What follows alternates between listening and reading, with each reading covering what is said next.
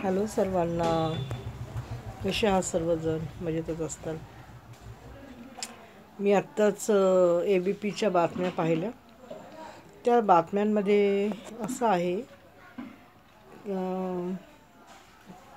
6 दशकात घडलं नाही असं घडलेलं आहे. म्हणजे काय, तुम्हाला माहिती व्हावी म्हणून सांगत आहे की एकही विरोधी नेता नाही, विरोध करणारी कोणीच नाही आहेत आता.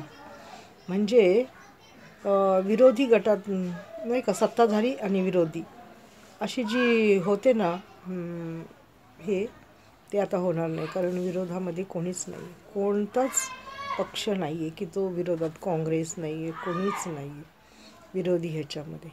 तर हे 6 दशकात प्रथमच घडलेलं आहे. तर का घडलेलं असेल सांगू का?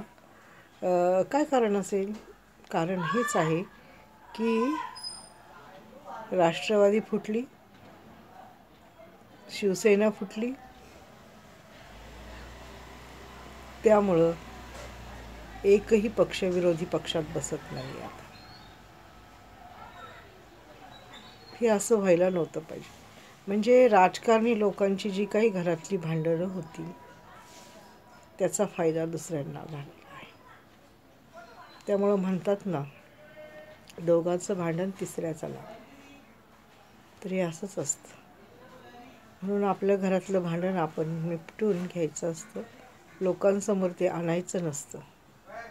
राजकारण असो, घरातली असो, नवरा बायकोची असो, नातेवाईकातली असो, कुठलीही भांडणं असो, त्या भांडणाचा परिणाम इतर लोकांवर होतो आणि ते त्याचा फायदा घेऊन निघून जातात. आता हे असंच झालेलं आहे बघा. पक्ष फुटले, पक्षाचे चिन्ह बदलले, त्यामुळंच हा सगळा घोटाळा झालेला आहे. राष्ट्रवादी फुटली, ठाकरे गट फुटला, ठाकरे शिवसेना फुटली आणि फायदा दुसऱ्यांनी घेतला, असं आहे. म्हणून विरोधी एकही पक्ष राहिलेला नाही. कोणत्याच पक्षाला विरोधात बसण्याची संधी नाही आहे आणि त्यांना बहुमत मिळालेलं नाही. म्हणजे निवडून आलेल्यांपेक्षा त्यांना कमी मतं मिळालेली आहेत. तर असं असतं बघा, दोघांचं भांडण तिसऱ्याचा लाभ. धन्यवाद.